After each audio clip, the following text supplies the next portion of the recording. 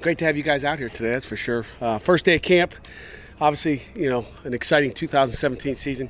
It's a little different camp, as you guys know, from the NCAA standpoint. We're really out here, a full week earlier than we normally are. So there's a lot of things going on with our kids. It's kind of a modified week. Obviously, academics and things they got to take care of, from a university standpoint, academically and so forth, are number one. So, as we broke out there today, our next meeting is at 9 p.m. tonight. We got to back our team meeting all the way to 9 p.m. So they'll be busy all day with things they need to do. So, like I said, it's a little odd. We're missing some guys, for whatever. Everybody, I don't know if we have any former professors here or not, but so that's kind of where we are there. As far as practice number one, really good day. A lot of details and finishing things that we need to do. The kids are out there all by themselves during the summer with our strength coaches that coach the weight room and drills and attitude and morale. But when it comes down to the fundamentals, what our coaches are specialty at, that you see a lot of details that we need to clean up. But the effort was good, the attitude's great, and I'm happy with where we are after one.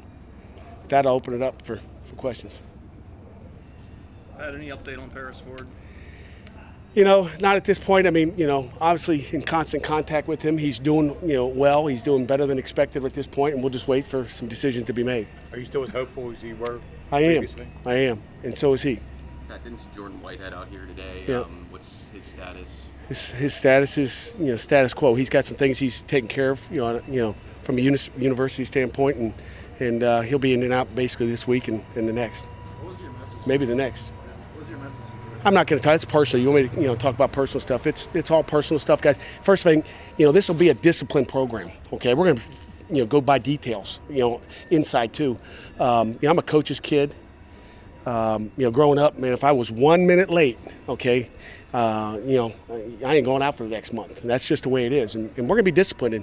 And as soon as you lose your discipline, you lose your credibility as a football coach and as a program. And we're going to have discipline. It's going to be little things, and it's going to vary from time to time. But, that's all an accumulation of probably 3 months' worth of stuff comes out one day. And it's, but those are all personal things that are talked about up in that office. And you got my statement, and we'll kind of keep it right at that, to be honest with you. In general, though, were you disappointed though by what occurred? I think I used the word disappointed in my thing. So, yeah, of course we are. Where our kids are, what they're doing, who they're hanging out with, and the choices they make are so important, and we preach it all the time.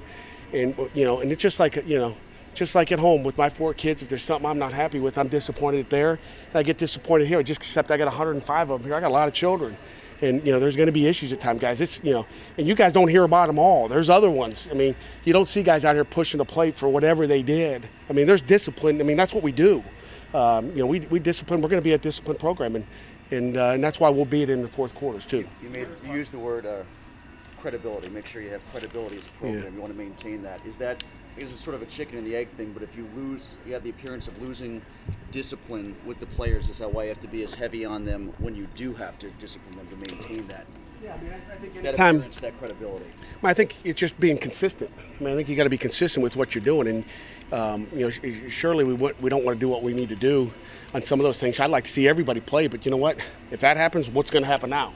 So it's a consistency with discipline that's very, very important. Is it hard to maintain that consistency when it's different offenses? Like Alex, for instance, is different than what happened. No, it's very, very easy and consistent through what we've done in the past. Does it make it more disappointing that those 4 guys are upperclassmen, juniors? It does. It does. They're older guys, and you'd hope they make smarter decisions than some of the younger guys. Do you feel like the rest of the team is getting the message as far as that goes? I hope so. Usually it's 3% of your football team that you're worried about, and there's that other 97 that we're not even talking about, all the good stuff that's done out there. So there's no doubt about it. I think a lot of guys already had the message, but it sinks in. You have a lot of talent at running back. How excited are you to see how that all plays out this camp? The amount of options you have. Yeah, we're obviously excited. They got a great back to replace in James Conner, and we're looking forward, whether it's Darren Hall and Shantez, and Olsen right now is leading the way, I believe, and at least after today, we'll see what he did today out there, from the video. But I'm excited with what they're doing. You mentioned losing James and lost a lot of other sort of veteran leadership. Are you still looking for people to sort of replace that sort of veteran leadership? Yeah, from our media day, it's the same thing. Nothing's really changed. Today's the first day. I mean, we can do whatever you want to do. You can lift all the weights you want to during the summer. You can run out here with the strength coaches, but now this is football, and this is where we're trying to replace people. Day by day, we'll be a step closer to replacing those guys for the season. With there being a 3-game suspension for those two guys, Pat, was it, being in a fairly extended absence, was it part of a pattern of behavior at all that you had noticed, or was it sort of a one-time incident? A little bit of both. I mean, maybe one of them's, a one-time deal, or maybe one was, a few different things. So, I mean, it is what it is. Pat, what's the challenge like getting, whoever is behind Jordan on the depth chart ready for those 3 games while getting Jordan reps in camp, because he's learning a new position? Yeah, I mean, it's important for all those safeties. I mean, you look with T. Webb leaving to Reggie Mitchell. We've been looking, and we had a good spring with all those guys back there. So it's no different than it was in the fall. We need other guys back there to step up and make plays, and they will. Who absorbs the snap count largely for Quentin then, do you think? It'll be Salim Brightwell, who had a great spring. Really, when you look at the depth in the spring, he came out really playing well. He's athletic, he can run, he's very locked in and focused, and he'll be the guy. Chase Pine will be another guy that that will have to grow up, and Elias Reynolds is another guy. So we got plenty of guys. How much do you think you'll get out of DeMar in this camp? I think we're going to get a lot of it. DeMar feels as good as he's ever felt. We're being very cautious. The NCAA talks a lot about, the player welfare and keeping them healthy. And we don't need them to tell us how important it is to keep them healthy. I don't want to be back where we were. DeMar, quote unquote, says, Coach, I've felt as good as I've ever felt. Okay, and I'm talking back to his sophomore year in high school. So he was injured through high school. We had a nagging issue, and he feels great right now. So I'm excited, but I don't want to get so excited I throw him out there and say, let's go. And all of a sudden, our players have that same problem sometimes. But we'll discipline them for that too. Okay, they get disciplined for that. But I lost my train of thought. But we're good there. Are you starting him at safety? Starting him off at safety, Hamlin? He's played a little bit of both. I mean, he ran a lot of stuff with the corners in the summer, I guess. I didn't get to see much of it, but he's going to meetings with the safety. So for whatever that means, he's getting the mental load back there because I think there's more mental in the safety area. But I think he can line up and play corner. So we expect him to play both. We want to be able to be a utility guy, depending on how healthy he really gets. We'll decide that when the time comes. I guess I'll put it like this: do you anticipate making an addition to the offensive line here soon in camp? Yes, sir. Okay. Yes, sir. Can't really talk about it. Hopefully tomorrow, Jerry. Thank you. Hopefully, but you know what?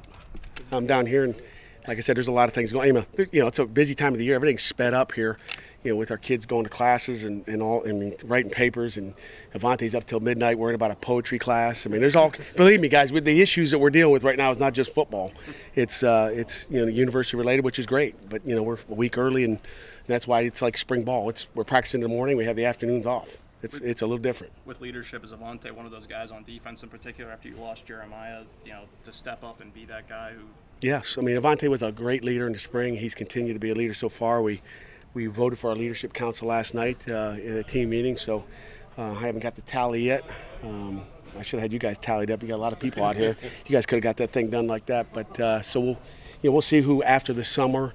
Our kids thought were the top dozen leaders, and then we'll do it again at the end of camp, and then we'll pick captains from there. Our kids will. It didn't sound like it was going so good. I don't know. His iambic pentameter is a little bit off. He's more of a sonic guy. That's way too much for me. Zach Gilbert still with the team, Pat? Yeah, he is. Yeah, he is. So is Zach and so is George. But obviously they're DQ'd, so there was no sense in bringing them back here to stand around and play music. So. So they'll be back. They'll join us when when school starts. We're allowed to bring 105 in, so we're going to bring guys that can play. What has Ben DiNucci showed you in the past year that makes you think he's going to compete for the job? Well, he showed me the past year. Showed me some good stuff today. Just composure in the pocket. I saw him scramble today out of the pocket, and he doesn't go throw the ball to the wrong guy. And those decision-making things that Ben has done, I think he really has come a long way. And I think that bowl game did a lot for his confidence. I think that's probably where it started. As much as I didn't really want to see him go in the game and Nathan be out, because I think we win that game if that doesn't happen. I wanted to get him in for that other reason. And he did a nice job in the bowl game, made some plays, and I think he kind of said, hey, I can do this. It's hard until you're thrown in that fire. Unfortunately, we didn't have a chance all year to get a backup quarterback really in there. I think, Manny Stocker went in at the end of one game at home, I believe, down in the red zone, had a couple runs, but, to his benefit, he hasn't had an opportunity to really show what he's got. So it'll be interesting, and this will be a great camp for him and Max and Kenny and Thomas. Is Brian going to be limited at all this camp, O'Neal? We're going to be cautious. We're not going to be crazy. We know that guy can play, and just like a DeMar and anybody else that we kind of have an idea, he'll be a little limited. We just, especially early.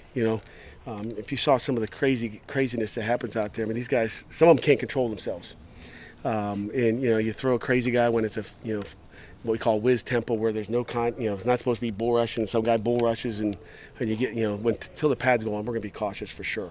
Matt, how about Max? How has he gained confidence of his teammates in just the little time he's had with them?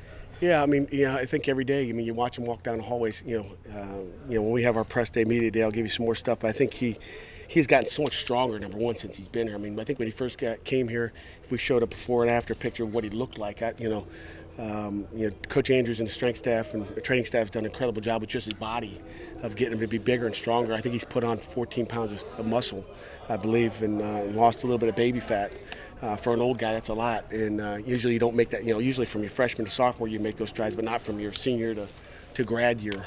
But just watching his face and his confidence on the field as far as knowing the offense, I mean, you can imagine having 15 days thrown at you in spring ball, and all of a sudden, it's like, there's a lot of things thrown at you, not only the offense, but, a blitz, a stunt, a different coverage that you haven't seen. So I think his confidence just in his look and demeanor is improved every day. You guys have a bunch of players from last year next door now. How involved have they been around? I wish they were next door. They're all the way out in Latrobe. I wish I could peek out the window, but it's impressive to watch what those guys are doing over there. It's James and Matt Galambos and Orndorff and Reggie. I mean, those guys are. It's impressive they're over there, and I think they're doing well from everything I talked to Coach Tomlin. Is that useful? Do you think, like, during the season, to have guys who are familiar with the program next door? Or do you think they'll be a little busy with? They'll be really busy. They'll be really busy. They better focus on their new job, okay? Because if you don't focus on your new job, you might not have a job. So, I don't think they'll be there. I'm sure they'll come in on a Sunday and say hello or shoot a text, but, they got bigger and better things to worry about for sure. Did you have a chance to talk to James when he came back to get his shoulder looked at? Did you give him a keep your head up or anything like that? Nope. I'm focused on my job. If I worry about over his job or what the trainers are doing over there, I got problems. I watch the news. I said to my wife the other night, I said, God, it's weird. I got to watch the news to find out what's going on. I should maybe call Jerry and find out from now on, find out an injury report. But I got to now. I'm watching the news on. I'm watching the news on Saturday night to find out how like the injury report. I'm like, I wonder how wonder what's going on. But and he works so hard to get lean and quick and fast for the NFL. Changing body type at all a concern for him going into the rigors of the NFL? Not really. I mean, if it's not a concern for the Steelers, I think they know what they're doing. You talk about one of the best NFL teams in the United States. So I mean, they know what they're doing. They'll get him where he needs to be. I don't make those decisions anymore. When you guys deal with some of the disciplinary measures that you all have, does that signal to you at all as a coach that there maybe needs to be a little bit more internal leadership, or as a coach, does it signal certain things to you or your staff? No, I mean, I think it's the same thing. I mean, I think it's a different age we live in. I think every year is a different culture that we're raising our children. I mean, how many of you guys remember, you having kids or grown, like I wonder what it's going to be like when my kids are there. I mean, there's a lot of things. You go drive around and, I mean, it's just crazy world out there, man. You guys read about the guy in the Dunkin' Donuts? What do you guys do all day? The Dunkin' Donuts, right? I mean, the guy's in a Dunkin' Donut bathroom and has a what do they call it? An overdose, and his kid's waiting outside the bathroom. I mean, look at the things we live around these days. So every year things gets crazier. I think out there, it's a crazy world we're living in, and it shows that way. Will Whitehead be back tomorrow? I believe so. Yeah. I don't know what his class schedule is, so I don't know his schedule. He missed for class I don't know. Today, or is that... He's got his schedule. I don't have it, so yeah. What do you think the seniors who are left, and even the juniors, are going to provide the kind of leadership this team's going to need all season? Say it again. I'm sorry. The seniors and juniors who weren't suspended, the guys, are they going to provide the kind of leadership, the internal leadership that you need here? I think so. I mean, it's obviously a smaller class than what we've had. A year ago, 21. Now we got 10. A couple transfers. Matt Flanagan and Max, who haven't been around. So I mean, you talk about Pitt guys that have been here for the long haul, that have seen the thing built. From the Paul Christ era to what we've done the last 2 years. It's a smaller class, and I think every year you got a different group of leaders. Are they good or bad? I mean, we've lost some, not only good football players, we lost some great leaders. I mean, Bisnawadi is about as great a leader as you're going to have. I mean, I was telling the guys last night, I never forget my first year. He's up in the dorm, sitting Indian style on the floor with a little grease board, coaching all the freshmen up. I mean, that's leadership. I mean, it's not trying to be a leader on the field and show that he's the guy out there on the field, but it's the stuff you don't see that impresses you about some leaders. So those are things that you try to develop as a head coach and as assistant coaches and players. So we'll see where we are. I mean, that's something we'll develop leadership throughout this camp, and we'll get closer as a team, and the chemistry will be important. Any final questions? How about the chemistry with the new coaches? How is that? It's going great. I mean, start off with Coach Watson. He's done a great job. I think the guys are buying into all the new stuff we're doing and what we're doing offensively. And Coach Partridge has got those guys working on the D line. I mean, those are 2 new guys, and besides 2 restricted earnings or quality control coaches, and James Patton and Tim Cooper. But it hadn't slowed down a bit. It's gone straight forward, and it's been fun to watch.